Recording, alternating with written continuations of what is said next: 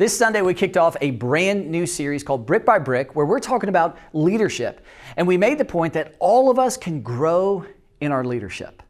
So as you think about that, I have a question for you. Who do you think is the greatest leader ever to live? You know, perhaps is it Martin Luther King Jr., who allowed a culture to pivot through his leadership? Is it Gandhi, who changed a whole nation?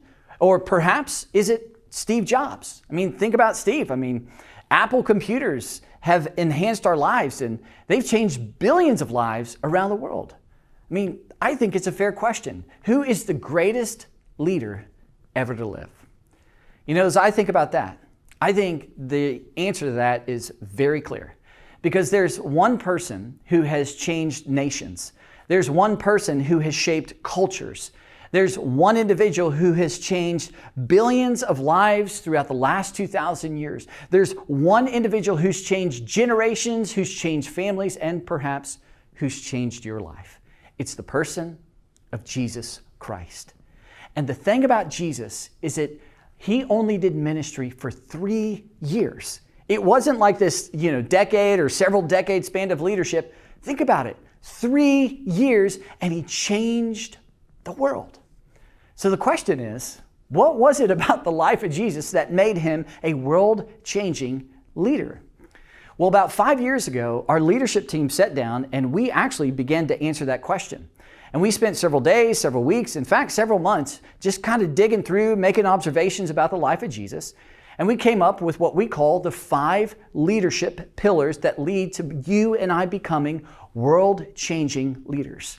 And the 5 things, or the 5 pillars, are this. Number 1 is we believe Jesus prioritized health. He prioritized his personal health. He was healthy spiritually. He was healthy physically. He was healthy emotionally.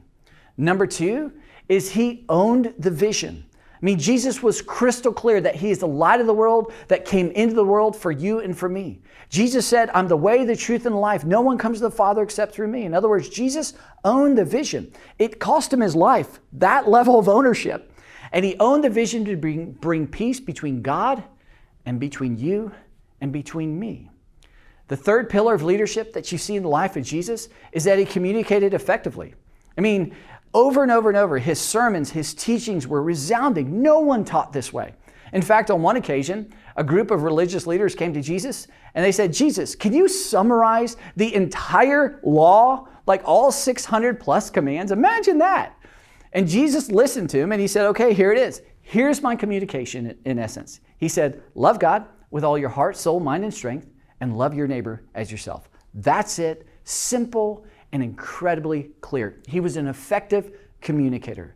The 4th pillar of leadership is that he empowered leaders and built teams. I mean, think about the life of Jesus and who he empowered. Matthew was a tax collector, an outcast, somebody who had been kicked out of the temple, and Jesus empowers him as a leader. And think about Peter. I mean, Peter had a hot temper and he was a fisherman, an ordinary fisherman, and he led him to become a world-changing leader. And then he unified and synergized a group of individuals, disciples, who went on to change the world. He empowered leaders and built teams. And last of all, the 5th pillar is he had ferocious resolve. He had incredible grit. In fact, his family oftentimes would say, Jesus, slow down. You're going too far. But Jesus over and over and over had this grit, had this determination to accomplish the vision because he knew what hung in the balance, which is you and me. And so guys, when we look at the life of Jesus, we realize that these 5 pillars are 5 things that you and I can grow in, that we can all grow in our personal health. We can get healthier from our emotional health, physically healthier, spiritually healthier. We can all grow in that. When it comes to our vision, God has given us all a unique vision. God has given you purpose and meaning in your life. And it's to discover that and to pursue that and to own that. And then when it comes to effective communication, there are all kinds of books and classes and resources to help us communicate more effectively. And then the 4th pillar, when it comes to empowering leaders and building teams, there's all kinds of great ways to identify individuals, identify their strengths, empower them. And then how in the world do you synergize and unify that team? Great resources that we can all grow in. And last of all is ferocious resolve. You see, when you're very clear on prioritizing personal health and you own your vision, and you're communicating effectively, and you're empowering leaders and building teams all around you, then almost by default, ferocious result happens because you are so determined to see that vision, to see that mission happen. And when those 5 things are happening, when you're growing in those 5 pillars, it's what allows you and me to become world-changing leaders, just like Jesus.